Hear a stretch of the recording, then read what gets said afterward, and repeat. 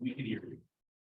Okay, great. Don, sorry I couldn't be there from my outlying clinic this morning, but I will see you later. Before it gets formally introduced, I just wanted to say, the Richard A. Pallet Endowed Grand Rounds in Cardiology was actually originally established in 1980 by Theodore Spack. And we've been really delighted to be able to use this endowment to bring in outside experts who provide unique expertise and professional development for our fellows, residents, and faculty. And really delighted that we're able to get one of my old friends and colleagues, Dr. Lloyd-Jones, to be with us. So with no further ado, we'll go ahead with the introduction. Hi, good afternoon, everyone. My name is Quentin Lloyd. I'm one of the current chief medical residents in the Department of Internal Medicine, and I do have the privilege of introducing Dr. Lloyd-Jones today.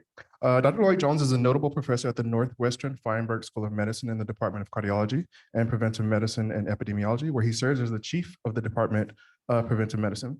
Dr. Lloyd-Jones earned his Bachelor's of Arts from Swarthmore College, his MD from Columbia University College of Physicians and Surgeons, and his Master's of Science degree in epidemiology from the Harvard School of Public Health.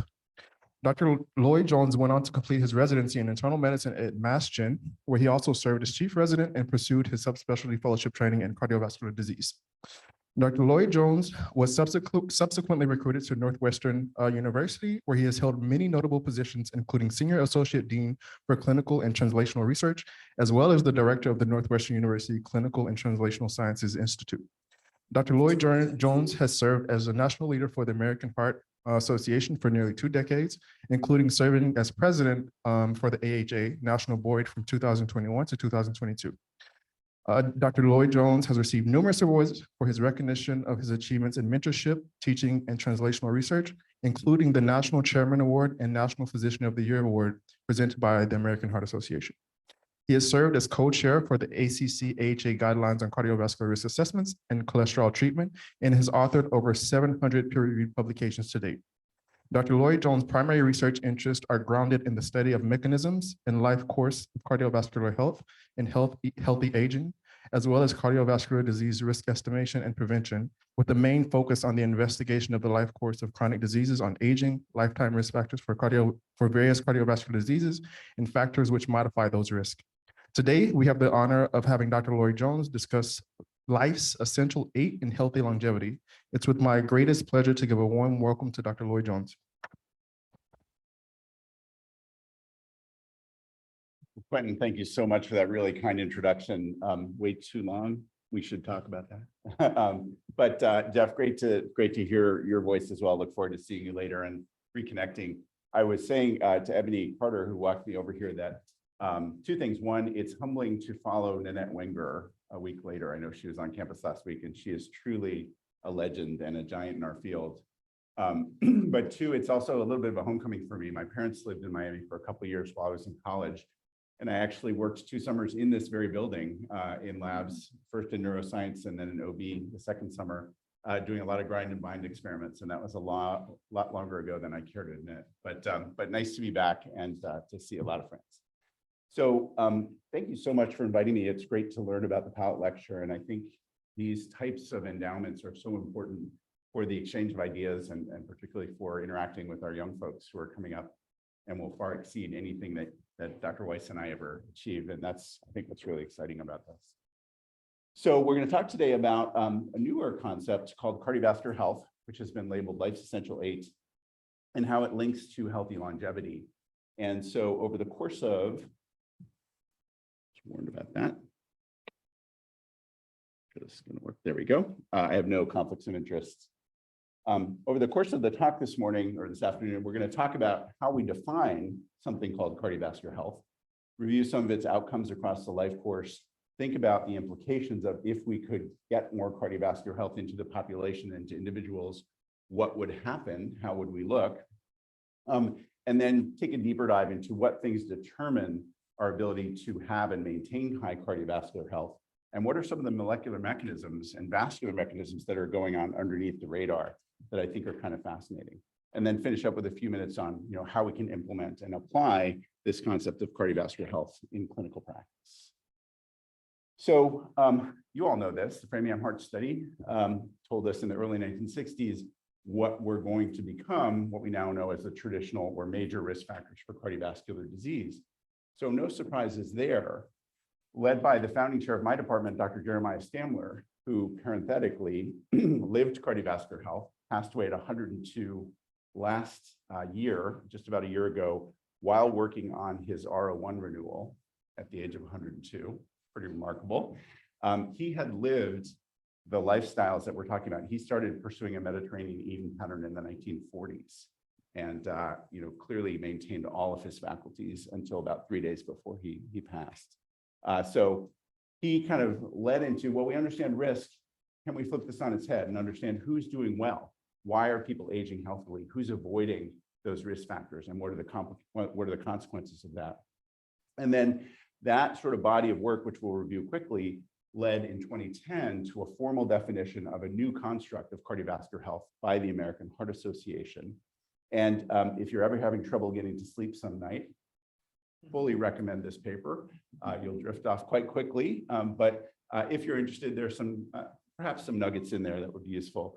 This was a group of really stellar volunteers from the American Heart Association who got together and over months really thought through how we would define cardiovascular health. And when we kind of defined what were our boundary conditions, what were our rules of engagement in thinking about a new definition of health, there were a couple clear things we needed to address. First, health is more than just the absence of disease. It's something we experience as a positive thing, not as an absence or a negative thing, right? So we wanted to think about that. Of course, this being the American Heart Association, we wanted an evidence base that would link us to not only cardiovascular disease-free survival, but also healthy longevity and better quality of life. We wanted it to be simple, accessible, actionable, so that people could actually move to improve their cardiovascular health over time. And of course, for the American Heart Association, it had to be measurable, monitorable over time, and modifiable so that people really could take action to improve their cardiovascular health. So these were some of the types of data that we looked at. This was a study I was able to do with my friends at Framingham when I was working there. And what we did was we took data from everybody as they passed through their 50th birthday under observation in the Framingham Heart Study, this long-standing population-based epidemiological cohort study. And what we found was that if you were a man or woman at age 50 with 2 or more major cardiovascular risk factors, the likelihood you would have a major cardiovascular event during your remaining lifespan was between 50 and 70%. Very, very high remaining lifetime risk for cardiovascular disease if on your 50th birthday, you had 2 or more major risk factors. But similarly, even if you had one that was not quite optimal, lifetime risks were in the range of about 30%, still remarkably high, higher than anything any of us would like to entertain, ideally. But notice this group of individuals, relatively uncommon, but if they made it to their 50th birthday with all optimal levels of their risk factors, they almost abolished their remaining lifetime risk for developing cardiovascular disease, very, very low rates. And so in the absence of these traditional risk factors, with some rare exceptions, cardiovascular disease essentially doesn't occur. And that's a really powerful statement to be able to make. So these are the things we measure in our practice. And if we can keep people free of risk factor development by age 50, they're going to do well and win the game. At about the same time, Mayor Stamfer at Harvard said, okay, that's the things we measure in the clinic. What about lifestyle related issues? So what about not smoking, pursuing moderate to vigorous activity, having a lean body mass index, having a higher quality diet score? And here's some good news. In this study, pursuing a half a glass of wine or more per day was viewed as a favorable or healthy lifestyle. And when following tens of thousands of women over about 15 years, what they found was that women who pursued 3 of those health behaviors had about a 57% lower risk for coronary heart disease over the ensuing 15 years. If they pursued 4 healthy behaviors, about a 66% lower risk. And if they pursued all 5 of those health behaviors, 83% lower risk of coronary heart disease. Pretty remarkable statements that the package seems to be particularly powerful, right? And we'll say this again later, but maybe a little bit more powerful than just the sum of the parts. So this led to the definition of cardiovascular health, which is now or was known as Life Simple 7. And within that definition, we identified this sort of optimal state, which I've been kind of pitching to you, of truly optimal levels, not normal, because I hate that word, but optimal levels of all of these 7 factors and behaviors, which came to be known as Life Simple 7. But we also accounted for the full range of each of these things because, of course, most of us don't have optimal levels of all 7 of those things. So these are the definitions for each of those metrics, having a poor, intermediate, or ideal level times the 7 metrics. And so, of course, what we're trying to accomplish is move people who have a poor metric to intermediate, at least, move people who are intermediate to ideal to try to get them actionable ways to move to better cardiovascular health. Now, the way this has often been operationalized is just as a simple counting or scoring system. So we can count the number of those 7 metrics that are ideal levels. That would give us a score of 0 to 7 for health, higher is better. And if we want to take into account all levels, poor, intermediate, and ideal, a lot of folks have actually used this 0 to 14 point scale. So you get 0 points for a poor metric, 1 point for an intermediate metric, 2 points for an ideal. Across 7 metrics, that gives you a range of 0 to 14 points. So what I'd love to do is sort of having set the stage with what is cardiovascular health. We have this formal definition. Now I'll give you a quick walkthrough of what high cardiovascular health means at different stages of the life course. So here are data from the MESA study, the multi-ethnic study of atherosclerosis. These are individuals free of cardiovascular disease enrolled at an average age of 65. And in this study followed for about 15 years. And what you see here on the x-axis is that 14-point score, higher cardiovascular health, higher score, lower, lower. And this really nice log linear relationship that the higher your cardiovascular health score, the significantly lower your risk for developing cardiovascular disease during your remaining lifespan, starting at about an average age of 65. So it still matters, even at age 65. And there were people in here as old as 85 in this study. In middle age, now the atherosclerosis risk and community study, these people were about 55 at enrollment free of cardiovascular disease. And here's that simple 7-point counting score. How many of these metrics do you have at ideal levels? Highest risk in those with 0 score. And then this really nice kind of dose response. For every 1 point higher ideal cardiovascular health metric you have, there was about 20 to 30% risk reduction. And remarkably, people with all 7 of these metrics at ideal levels at age 55, 0 cardiovascular events over the ensuing 20 years. Now, there weren't a lot of these folks, only a few hundred, but none of them had a cardiovascular event over the next 20 years, starting at age 55. Pretty remarkable statement. You don't see that very often in the population. I'm going to move upstream even a little bit more. These are folks from the Cardia study, younger age, young adults, 18 to 30, when we first met them. We were able to quantify their cardiovascular health. And what you can see here in the blue is people with a cardiovascular health score of 12 to 14 points, very, very low rates of premature cardiovascular events. Now I say premature because remember, they're about age 25 on average when we started following them for the next 30 years.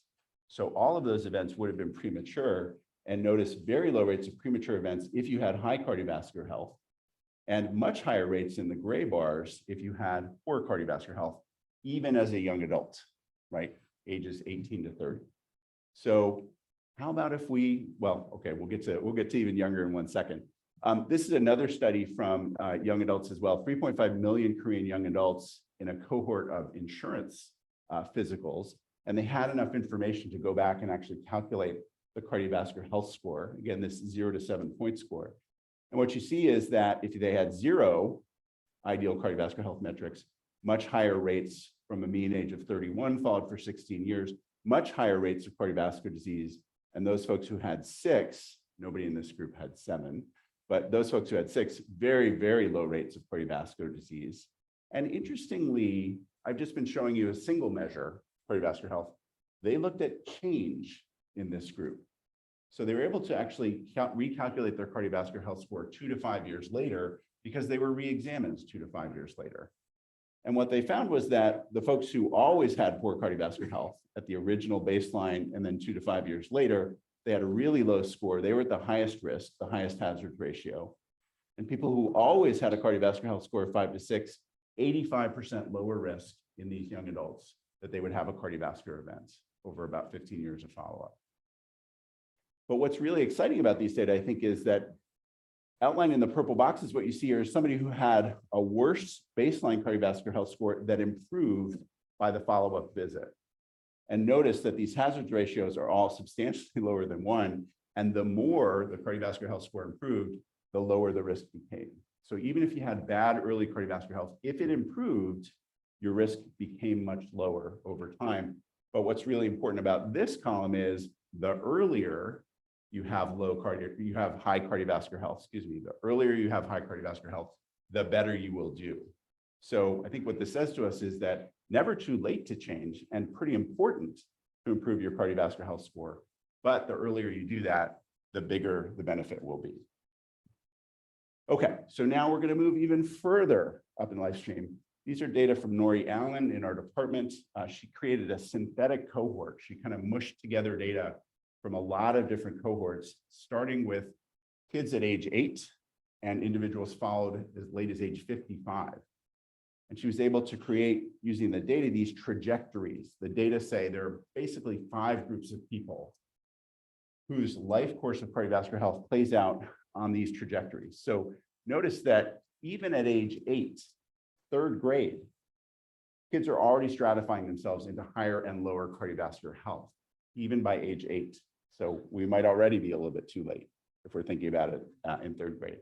But there were some individuals who had high scores who maintained it pretty well across their life course into middle age, some who had a later decline in the blue, some who had an early decline, even though they were high to start with, early decline into midlife, and then some who were already kind of intermediate, had a later decline, and some kids who by age 8 already had pretty poor cardiovascular health, and it only got worse. So these 5 mutually exclusive kind of experiences of what people were having across their young life in terms of cardiovascular health. Now, most of these cohorts had also done carotid intima media thickness measurements at about age 35. So we were able to link your trajectory group membership to how bad your arteries looked in sort of early middle age 35. And sure enough, there's a strong gradient of carotid IMT thickness across these trajectory groups. If you saw a difference of 0.08 millimeters in, let's say, a 55-year-old, that would be associated with almost a doubling of their risk for cardiovascular disease events. So these folks are clearly on the fast track if they've had bad cardiovascular trajectories, even from early life, as young as age 8. Okay, so to summarize a huge amount of information that's been published since 2010, these are some of the outcomes that have been associated with cardiovascular health status at different points in the life course. And so, of course, cardiovascular disease, no surprises there, but cancer also strongly associated with your cardiovascular health status. Not really a surprise, right? Many of these behaviors, especially, are underlying risk factors for cancer as well, if they're adverse.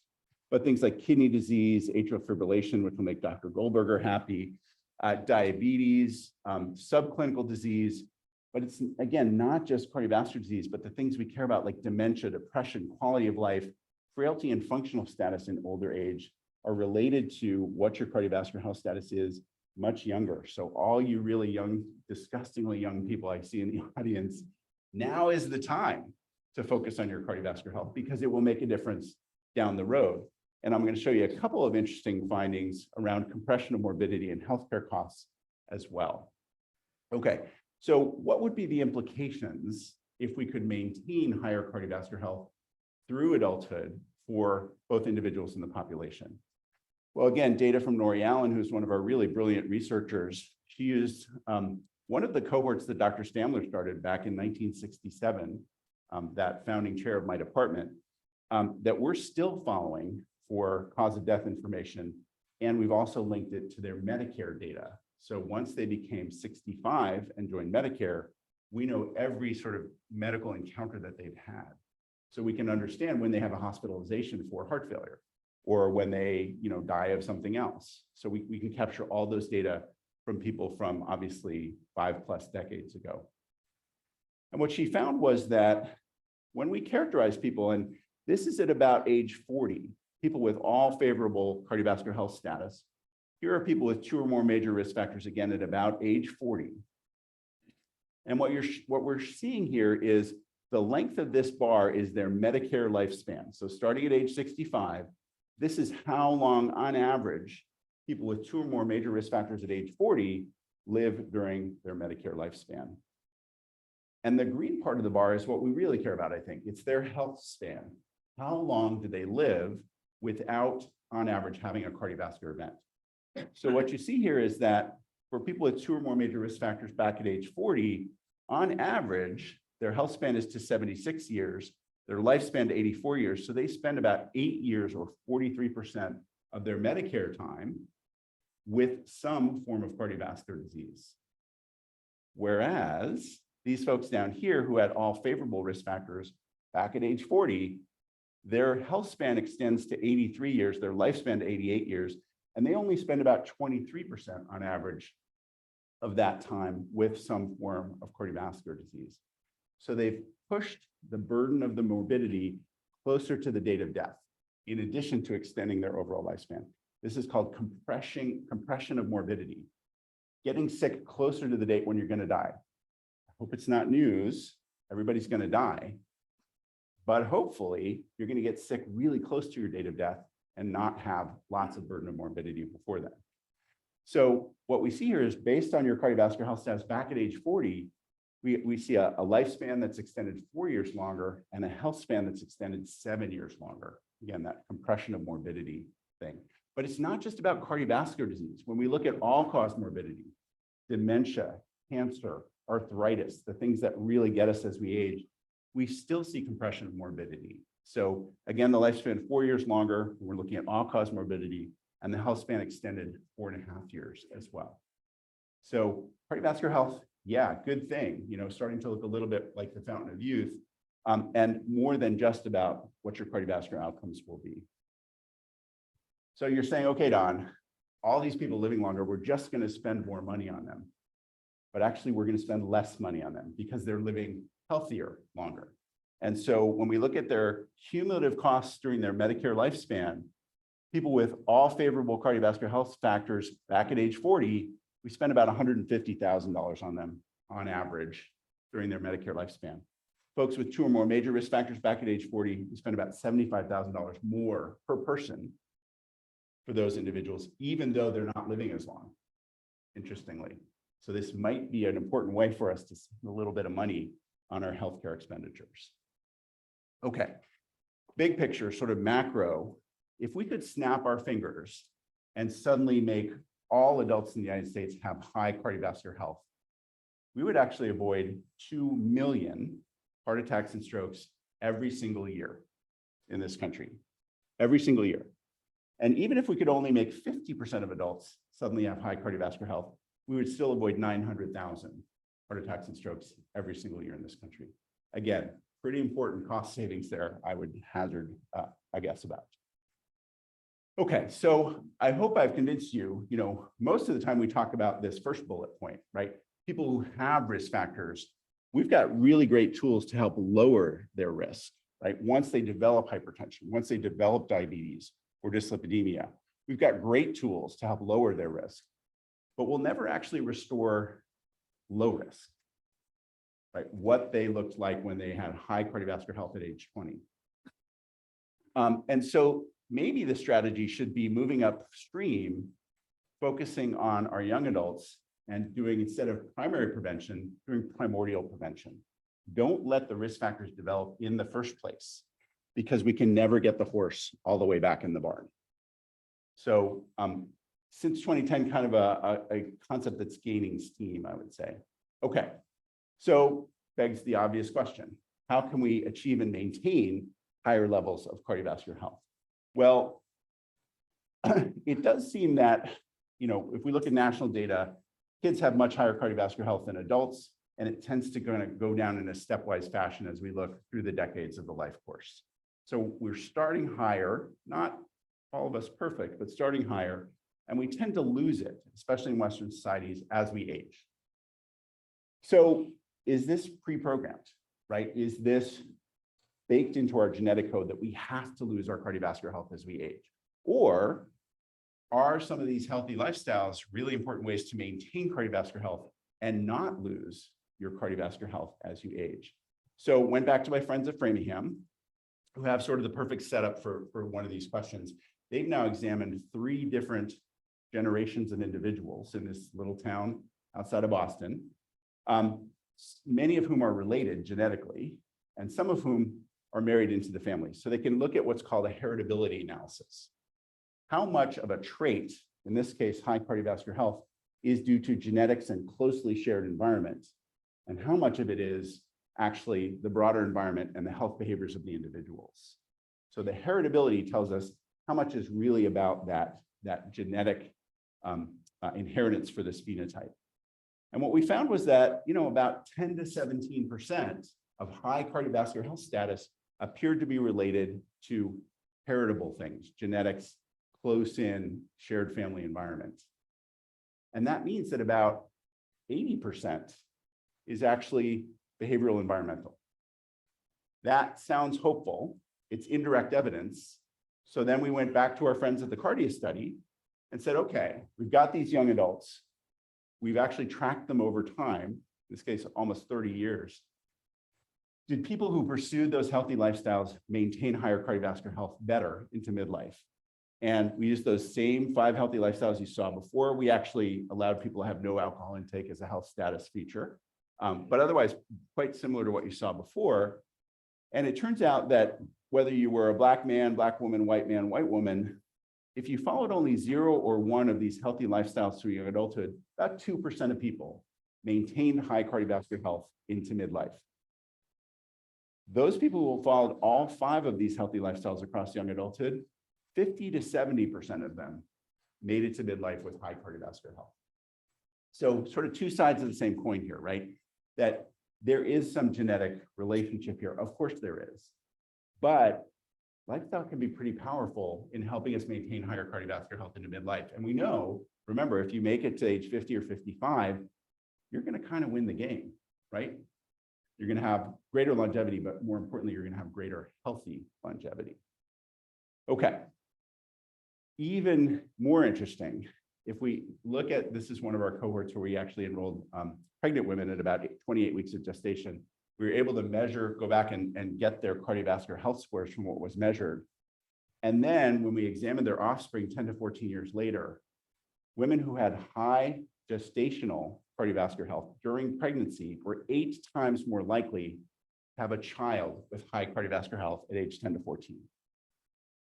So, again, not causal, can't say that this is causal, but certainly tantalizing. Maybe mom is passing something good to the baby if she has better cardiovascular health during pregnancy that launches them into a healthier trajectory. And this is kind of one of the boundaries of our research at the moment, is understanding the epigenetic imprinting and maybe some other things that happen in utero to launch a child into a healthier trajectory where they handle calories better, where they actually don't have elevations in blood pressure in response to perturbations that kids who had a less favorable environment might respond to. Okay, so this is my favorite paper from last year. It's really kind of fun and interesting. Back to the atherosclerosis risk and community study. And what they did was they took their white and Black participants. Again, remember, they're in middle age here at age 54, followed for a long time. And they have their full genomic sequence. So they can calculate the polygenic risk score that's been developed in the UK Biobank based on more than 6 million SNPs that seem to be related to cardiovascular traits and outcomes. So they're going to give somebody a score at every single one of those 6 million sites, total it all up, and that's your polygenic risk score for developing coronary heart disease. And they also have data where they can essentially assign the cardiovascular health status to these individuals as well. So they're going to put people in low, intermediate, or high gene risk, poor, intermediate, or ideal cardiovascular health.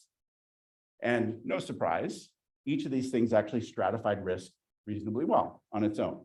So if you have low polygenic risk, lower event rates, high polygenic risk, high event rates. Ideal cardiovascular health is a good thing, right? Low rates. Poor cardiovascular health, high rates. So again, we're stratifying risk based on things that could work this way. But what happens when we kind of cross these two things? What do you think is going to happen? Can genetics trump lifestyle, or can lifestyle trump genetics? So here's those same horizontal bars, right? The full length of the horizontal bar is the lifespan. In this case, the black part of the bar is the health span, and the gray part is time spent with coronary heart disease for each of these groups. Our top group here is people with good genes and bad cardiovascular health. Good genes and bad lifestyle. Our bottom group is bad genes. We would predict they're at high risk, but they pursued good lifestyle. And so when we look at these two extreme groups, we see that if you have bad genes, but good cardiovascular health based on your lifestyle, you live on average 11 years longer. You have an 18-year average longer health span, get to dance at your grandchildren's wedding, for example, and you spend on average 7 years less with coronary heart disease. Pretty powerful. Again, not trashing genetics. They're incredibly important. They load the gun for a lot of our health behavior, our health outcomes. But we can unload that gun a little bit clearly if we're pursuing these healthy lifestyles. Okay, so I think we've kind of covered these lessons learned.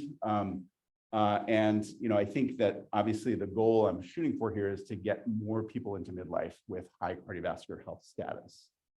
Okay, so let's talk a little bit about the mechanisms. Why does higher cardiovascular health protect us against having cardiovascular events and some of these other things too, right? Logical question. Is it just the absence of the risk factors that we know are bad, or is there something more to this? And I think we're still trying to figure that out.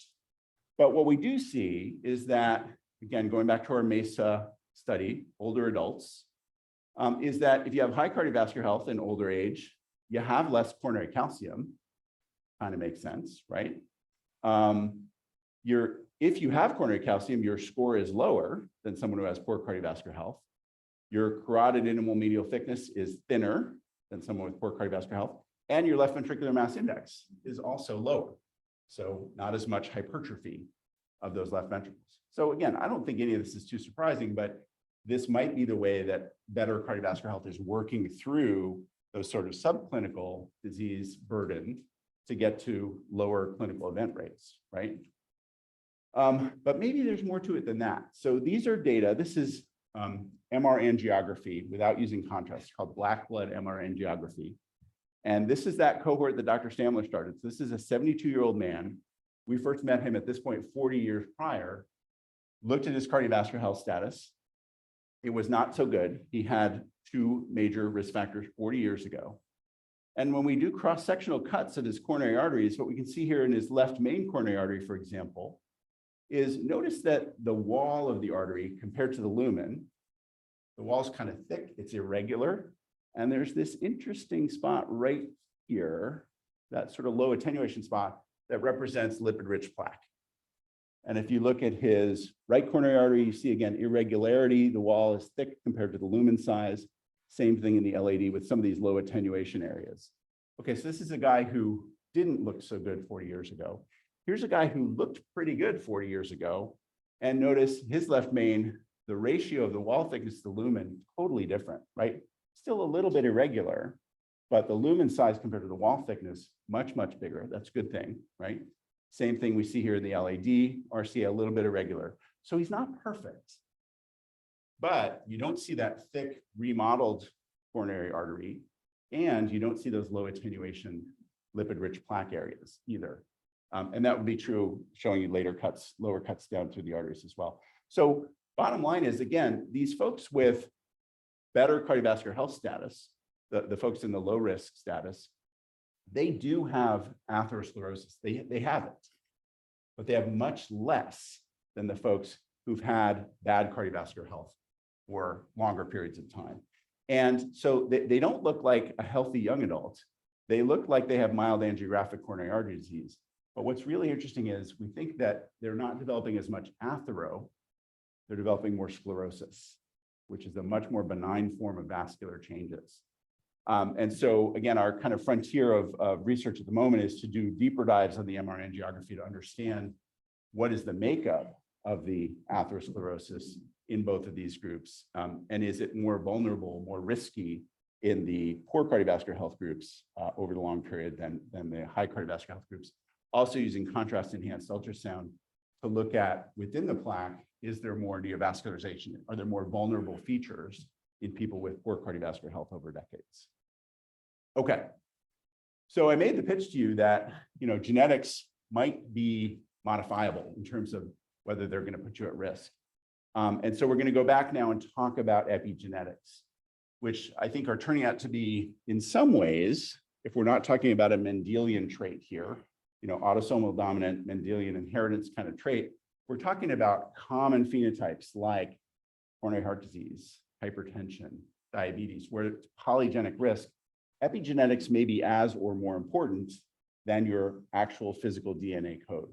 And the reason for that is that our DNA gets modified based on what we bump into in our environment, what we eat, what absorbs through our skin, what we breathe in the air, changes what gets affixed to our DNA code. And in some cases, these are methyl groups that get attached to C bases in our DNA. And if they get attached in the right place, they can actually determine whether you get to turn that gene on or off at all. So epigenetics can actually block expression of a gene in that cell if, and if that's important, it will change the phenotype of that cell. This is why genetically identical twins can start to look very, very different over time, because they eat different things, they do different things, they breathe different air at times. And so they start to grow apart because they're expressing those identical genes differentially based on their epigenetic exposures. So we like to think of the DNA code as the Christmas tree, and the epigenome is actually the decorations on the Christmas tree that change its appearance. So there are hotspots in the genome where methylation happens at a fairly predictable rate. And so we can think of this as almost a biological clock. However, it is a little bit modifiable. So generally speaking, people who are living healthier lifestyles or not smoking or eating a healthier diet will age more slowly. They will methylate those sites more slowly.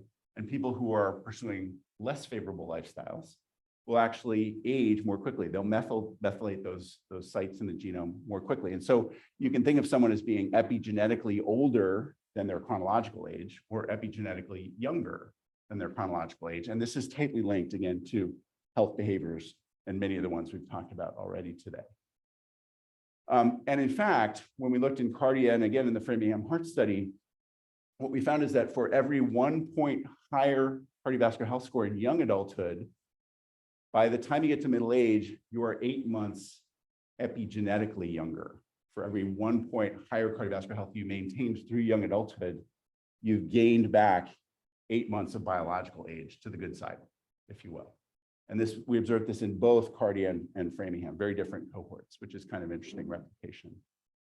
When we look across the entire genome in terms of the what's called an EWAS, an epigenome-wide association study, sorry about that box not being the right size. But what we found was that there were, again, clearly hotspots in the genome related to cardiovascular health status that turned out also to be related to important subclinical disease phenotypes. So here, 3 sites in these 3 genes that had been methylated and do have effects on both cardiovascular sort of pathways and both DNA methylation and expression. What we saw was that just these 3 sites being methylated explain statistically about 20% of the relationship between cardiovascular health and coronary calcium. And similarly, 3 methylation sites in these 3 genes seem to explain statistically, and not causal, but statistically seem to explain about 29% of the relationship between your cardiovascular health status in young adulthood and your left ventricular mass index in middle age. So tantalizing. Again, I think much more to do, but I think a really interesting point that cardiovascular health may be working through the epigenome to modify our risks and change sort of what our life course might otherwise be.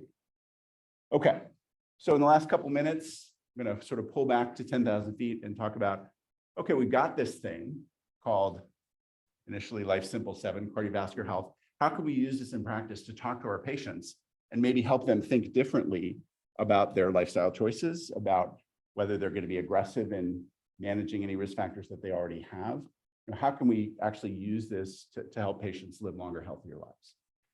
So just about 6 months ago, AHA updated the construct of Life Simple 7, cardiovascular health, and it's now called Life's Essential 8. And there are a number of reasons for this. One, you've all worked with patients. It's not simple, right? It's not simple to get someone to stop smoking or change their diet or do more physical activity or lose weight or control their blood pressure. It's not simple. So maybe Life Simple 7 wasn't the best moniker, but it is essential. So in the new version, we've acknowledged the critical importance of social determinants of health. As an individual, you may have all the best intentions to improve your cardiovascular health, but if you're living in a neighborhood where you can't get healthy food or can't go out to walk after dinner because the streets aren't safe or whatever, can't access healthcare to measure your blood pressure, check for diabetes, all of these things are weighing heavily against your opportunity to have your best cardiovascular health. And so social determinants of health are of course, critically important, and we don't do enough to address them. And similarly, an individual's experience, their psychological health, their mental well-being is an important also mechanism or determinant of how successfully they can pursue some of these strategies as well. So we had some nice discussion about these two factors, which are really critically important in determining an individual's opportunity for high cardiovascular health. But as you noticed, we went from 7 to 8, and looking across the data, we now understand that sleep is actually equally important in many ways, in many different domains to our cardiovascular health status, and really kind of gets to the level of some of these other things like diet, like physical activity, like those other measured things that we do in clinic. So sleep was added as the 8th metric. And we actually changed the scoring to make it a little bit more responsive to an individual making change. So just as an example, under the old 14-point score, if you did 1 minute of physical activity per week, you got a score of 1, you were intermediate. If you did 149 minutes physical activity per week, you were still intermediate. It's a big, broad category. So somebody could completely change their approach to physical activity and their point score wouldn't change under the old Life Simple 7 rubric. Now it would change a lot because we're giving people credit for those changes. It's much more responsive to improvements in cardiovascular health or decrements in cardiovascular health. But as I say, sort of much more responsive. People can see their cardiovascular health improving as they make favorable health choices and changes. So here are the 8, not smoking or vaping. We expanded this to include all nicotine products. Getting adequate sleep, defined as 7 to 9 hours on average every night for an adult. Pursuing a healthy diet, which looks like the DASH diet or the Mediterranean eating pattern for Americans. Physical activity, ideally 150 or more minutes of moderate to vigorous per week. Optimal blood sugar, healthy weight, optimal lipids, which now is defined by non-HDL cholesterol, and optimal blood pressure levels. Those would define the ideal states, but of course there's a full spectrum for each of these. Okay, so what can we do? Well, each of us is a clinician dealing with patients. And I think clearly we need to double, triple, and really work much harder at our secondary and primary prevention efforts. These are people who are on the fast track or already have the disease, and we're not controlling their risk factors nearly well enough. So of course we need to continue to do that. But I also think that we need to start thinking earlier and working with our patients. And it works, by the way, even if they already have disease, but really getting them focused on the positive aspects here of their cardiovascular health status, where we can see improvements will actually make a difference for them. So if you want to deploy this, we are developing tools that will allow you to deploy it in an Epic environment, so you can auto-calculate their cardiovascular health score. It will require you, if you want the full cardiovascular health score, to actually ask the questions about diet and physical activity and about their smoking status. But those are pretty easy adds, hopefully. They should take just a few minutes to query and add into their medical record. And of course, we want to push the primordial prevention aspects of this. Diabetes prevention program, DASH sodium diet, smoking, weight maintenance, healthy pregnancy, all of these things I think are going to be really important aspects of trying to improve our patients' cardiovascular health status. If they want to track it themselves, there's a great website. So if you Google My Life Check or just Google Life's Essential 8, it'll take you to this website.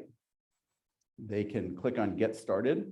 It'll ask them to put in their email so that if they want to come back and look at their score and how it evolves over time, they can actually, their data will be there for them. And they can see how different changes improve or change their cardiovascular health score.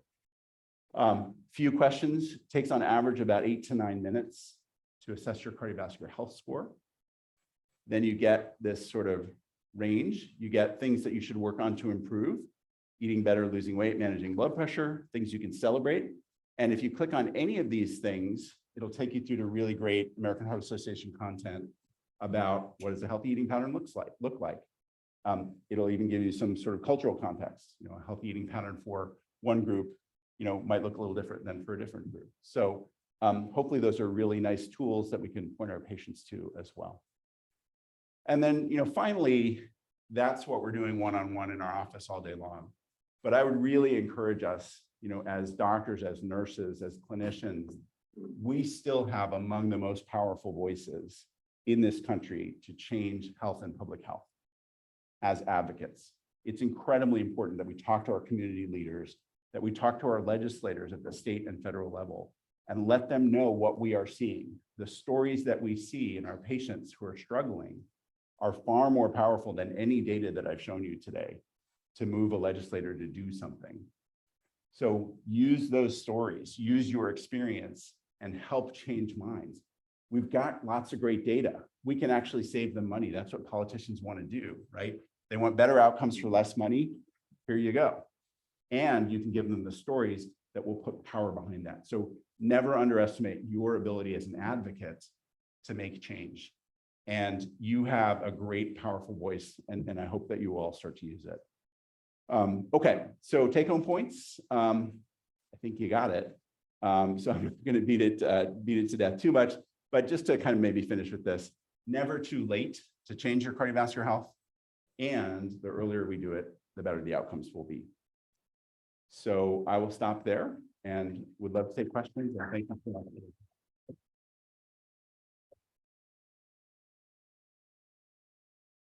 Check the chat. Questions that pop up.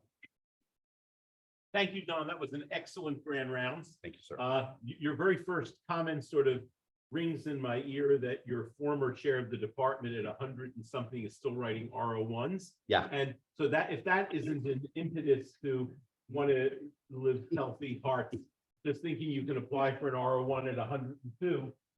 If that's where you're at. Well, it'll make your department chair really happy. Yes, Yeah. yes, indeed. So one of the things that maybe I can begin by asking a serious question. I think the importance of even intrauterine, perinatal, childhood effects are really important. And when you think about the social determinants of health, they sort of cross those age boundaries. Has there been any work in looking at family therapy? Because if you have a nuclear family that is all rowing in the same direction, it would seem to me that these essential 8 components can be instilled at a young age, and that might be the mechanism to get to it. Yeah, wonderful question. So really pleased to say that our friends at NHLBI have responded to the clues, and they just funded a large trial network called Enrich that's going to focus on these very things, starting with young women, especially preconception, during pregnancy, and carrying them through to about 2 years postpartum, focusing on their cardiovascular health and after birth, their baby's cardiovascular health, to try to understand which buttons we can push best to keep mom and baby as healthy as possible. And some of that work is based on an older study called the STRIP study. It was done in Finland. The Finnish are really good at pushing policy levers to improve population health. So this was done in a large county in Finland, where they actually enrolled children at birth in a randomized study to an intervention for the family that focused on healthy diet. As the kid aged, it focused on making sure we were measuring all of the things that matter, and then a smoking intervention once the kid got to about age 8 as well. But the whole family participated in this. And they showed that by age 21, even though the intervention stopped at about age 12, by age 21, the kids who had been in the intervention still had better cardiovascular health. And that the follow-up data now are extending out to about age 30, and it looks like it's maintained as well. So lots to learn, lots to do, but I think that it does suggest that your point is right, that if we focus on families early in life, it will make a difference. Yeah.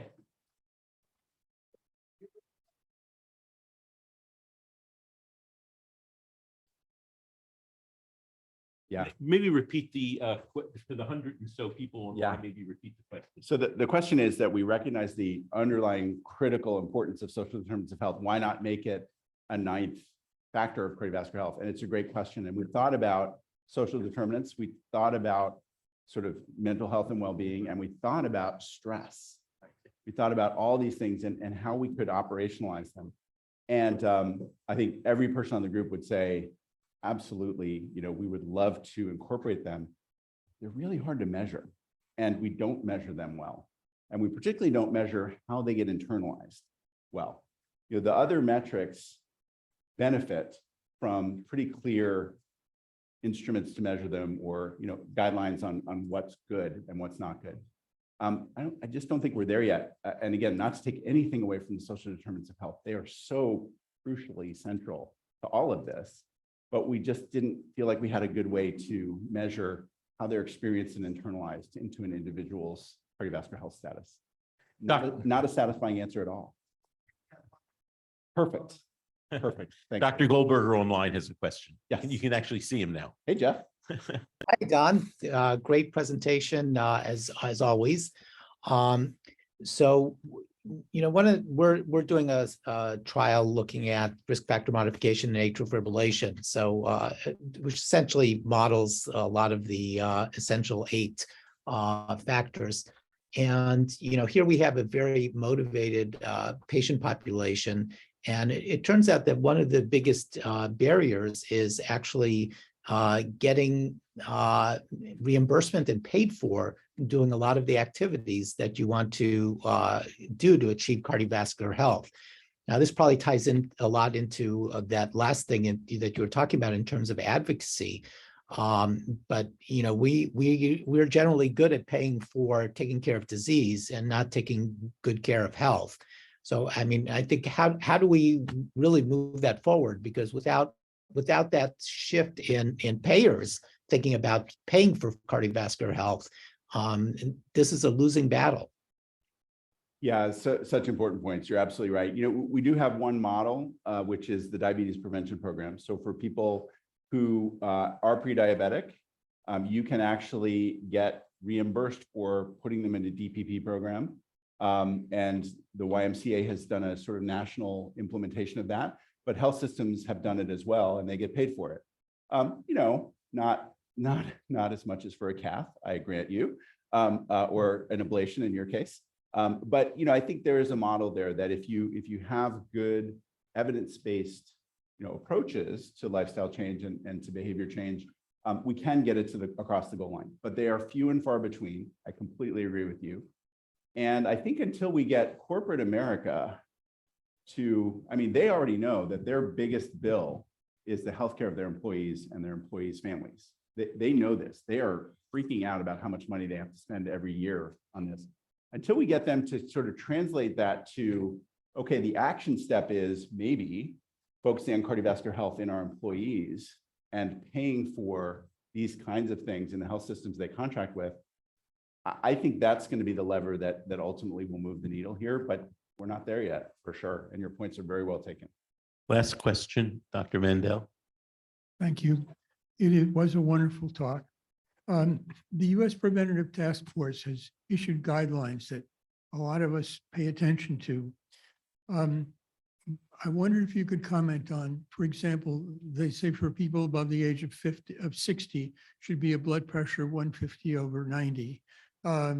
You should start treating LDL cholesterol when it reaches 190 or 200.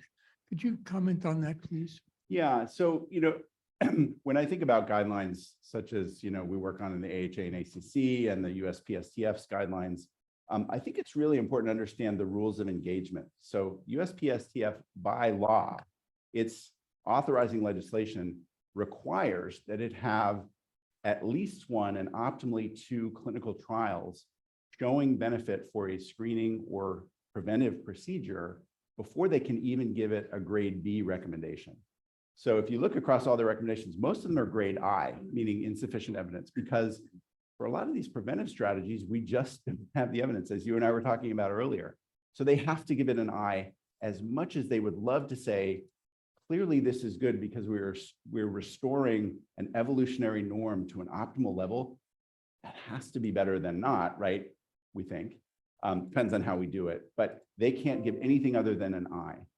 Whereas I think, with the AHACC, we're not providing sort of minimal floor guidelines like the USPSTF. We're trying to actually aspire to more ceiling guidelines, right? What would be truly best care based on all the evidence we can look at?